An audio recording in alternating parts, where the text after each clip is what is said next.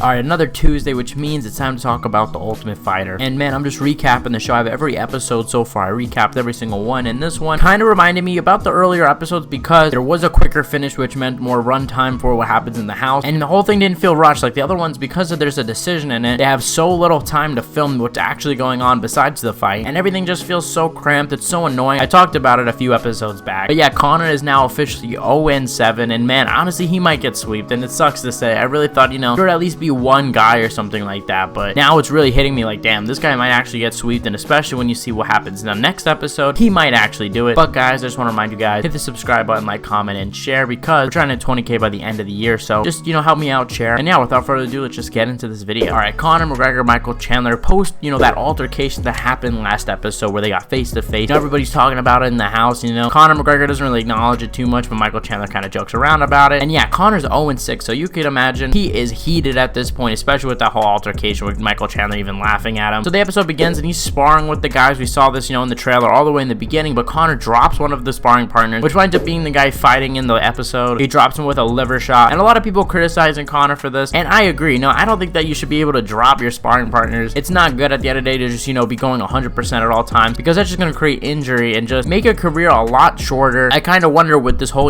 kind of VR and meta world we're living in, I wonder if we're going to start seeing maybe in like 30 years down the line, virtual sparring where really nobody gets hurt, kind of simulates it so there's no really any damage being done, and you get all the exercise and you get the timing and all that experience. That would be a great solution, but we're not there right now, of course. So I just think that this is not a good option. You're just gonna ruin your longevity. But Conor McGregor is the type of guy to go really hard with sparring partners, even in his gym in Ireland. When I reviewed his documentary, I made note of this and I even said how I didn't like it, and I felt that this episode was a bit better than the previous because I felt like we were able to let the show kind of breathe. Like, I felt like everything flowed together nice and everything felt good. It felt kind of weird because I noticed, I'm like, hey, the fight is probably gonna end quickly because there's been so much setup, and normally it's very much like 10 minutes of setup, and then I feel like the rest of the show is dedicated to building up the fight itself, the weigh-in. It's like nobody wants to see that. And although I would have rathered more Conor and Michael Chandler, like, seriously, why aren't these guys next to each other more? Like, every other season of The Ultimate Fighter, these guys are always next to each other. Like, the UFC is ruining this show, but I already made a video about this, so I'm not gonna talk about it, but it is literally pissing me off right now because this is perfect. We just saw their altercation. How come we never see them next to each other? Like, is this Conor McGregor's fault? Is this the UFC's fault? I have no idea. I'm just certain it's not Michael Chandler's fault because Michael Chandler would be down to do anything. So this fight was between Jason Knight and Landon Kenyatta. Landon in a previous episode had a back and forth with Roosevelt Robert, so that's basically how I knew him from, and I thought that Landon was gonna win this fight. He looked like he was doing pretty decent in the sparring with Conor, and I don't know, I was just smelling a first round knockout, but that's not what happened. This guy looked terrible out there, which I'm gonna get into in a second. The fight starts, there's a quick exchange, and you could tell Jason Knight just getting the better of it, really hurting Landon. Panics, goes for a takedown. Jason Knight attempts an arm bar, but then changes that into an arm triangle, and it was a really tight triangle. Like, when I saw it, I was like, holy shit, I think he's gonna get this quickly. In like 30 seconds, Landon Kenyatta's tapped out, and Jason Knight won, moving him until the semifinals. What I thought was more interesting was after the episode, of course, Conor McGregor, we know he's just getting madder and madder. Like, at first he didn't care, but now he's just mad. I think because his ego's on the line. Like, I think he doesn't want to be seen as like a terrible coach or a terrible mixed martial artist. So a really funny moment happened with Jason Knight where he was celebrating. He was kind of talking a little bit of shit to Landon. Like, he was saying, oh, you can't take my right hand and things like that. But basically he's like, 0-7, and then Conor kind of walks up to him menacingly, and then Jason Knight's like, yeah, and then like 5 seconds later he's like, oh, but no disrespect though. Like, I kind of like this Jason Knight guy. He's a funny guy. He's like, no disrespect, I'm just happy. Like, that was just a hilarious moment, I thought. But then after, Conor kind of sticks around. Normally he leaves with the fighters, but he stuck around and had to talk to Dana White and was like, hey, what happens if this is a full sweep? What happens if it's a clean sweep?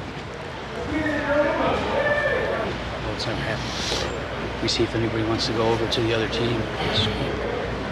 Got it.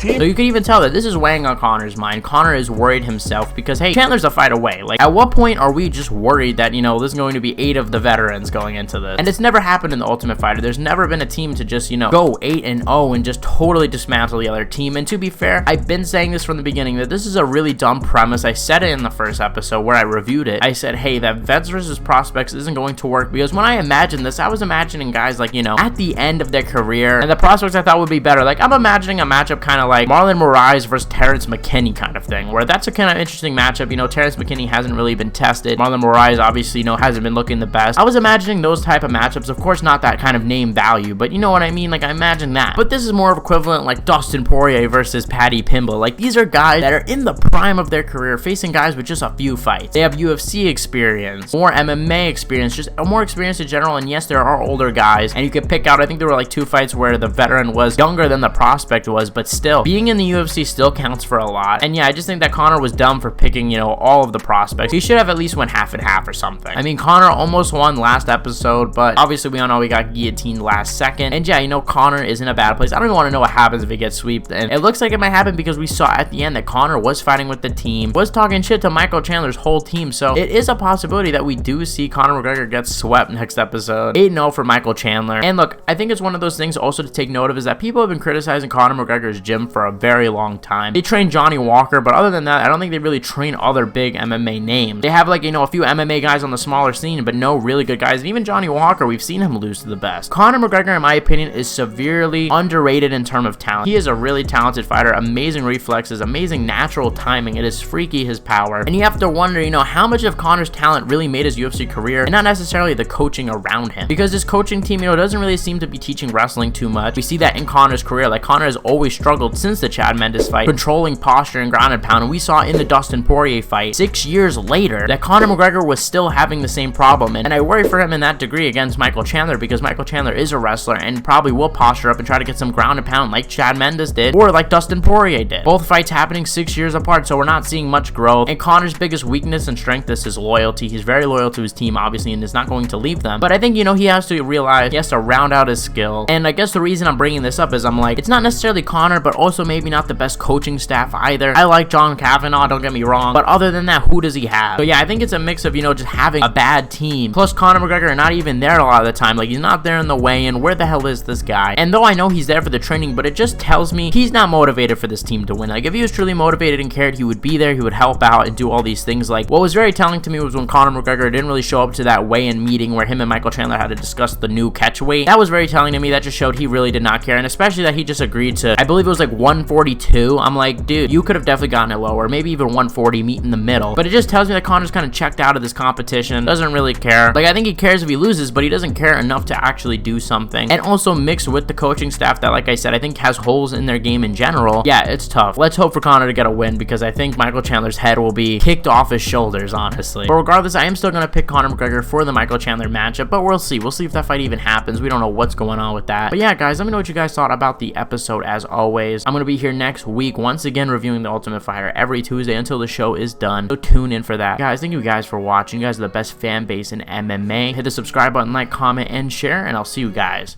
in the next one.